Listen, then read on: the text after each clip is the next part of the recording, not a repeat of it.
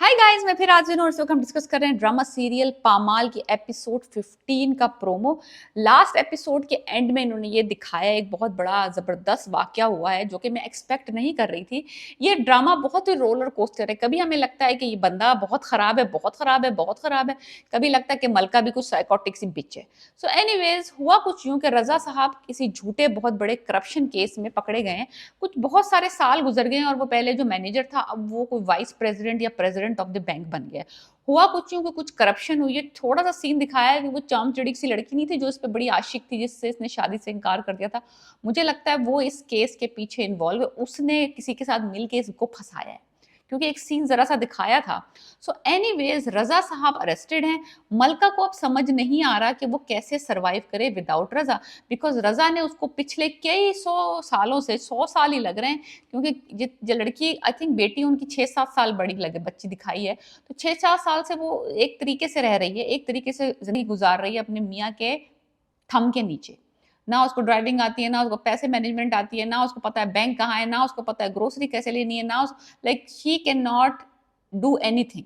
Now Raza जो है वो एक्सपेक्ट कर रहा है कि वो बेटी का भी ख्याल रखेगी, लॉयर्स को पीछे भी भागेगी, फैमिली भी सही से मैनेज करेगी, हाउस होल्ड भी सही रखेगी, बच्ची का भी ख्याल रखेगी, अपना भी ख्याल रखेगी, सब कुछ सही सलाम।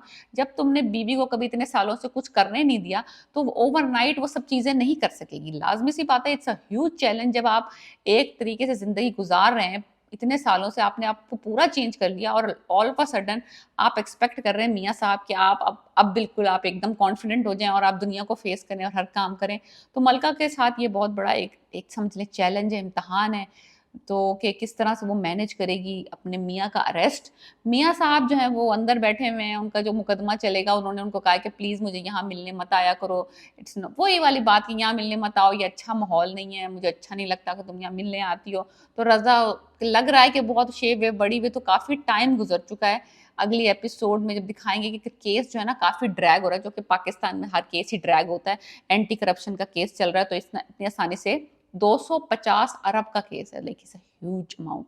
तो बहुत बड़ा केस उसके ऊपर लगाया है, बहुत बड़ा इल्ज़ाम है, झूठा इल्ज़ाम है।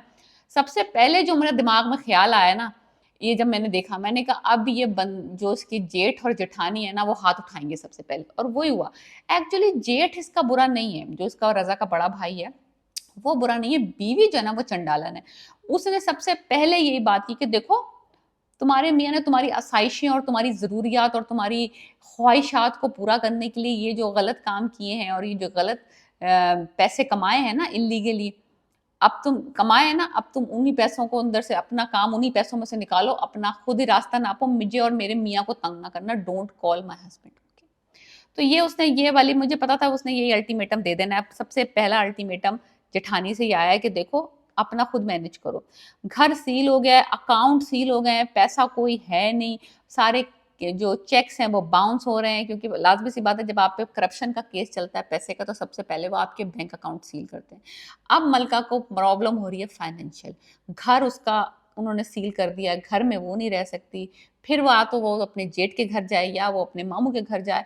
तो जहाँ से उसने स्टार्ट किया था +1 डॉटर, वो वाली सिचुएशन पे मलका आ गई है। ना उसने कभी कोई जॉब की, ना कोई उसको पता है कि पैसा कहाँ से कमाते हैं, कैसे रखना है, क्या करना है।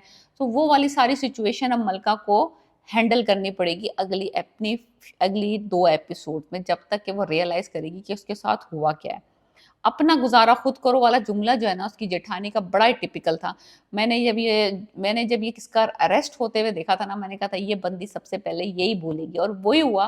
जेठानी ने जैसे ही पता चला उसने कहा कि जरूर इसने ना रजा ने किया होगा, और इसने कहा होगा मलका ने कि मुझे ये चाहिए, मुझे बड़ा घर चाहिए, मुझे ये चाहिए, इसी की ख्वाहिशात को पूरा कर, जबकि ऐसा कुछ भी नहीं है।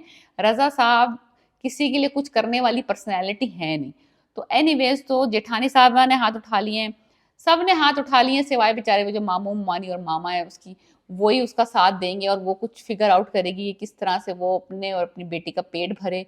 लॉयर्स की फीस, घर का किराया, घर खर्चा, ये वो। जिस बंदी ने कभी यानी कि स्टोर की शक्ल नहीं देखी अपने मियाँ के बगैर, कपड़े अपने पसंद के नहीं पहने पिछले 8-10 साल से, अब उसको अकेले कैसे सरवाइव करेगी विदाउट द हस्बैंड, ये हम अगली एपिसोड में देखेंगे। पामाल की एपिसोड 15 का प्रोमो मैंने डिस्कस किया है। Please subscribe my channel and let me know what you think about my review, my predictions. اور آپ کی کیا پریڈکشنز ہیں اگلی ایپیسوڈ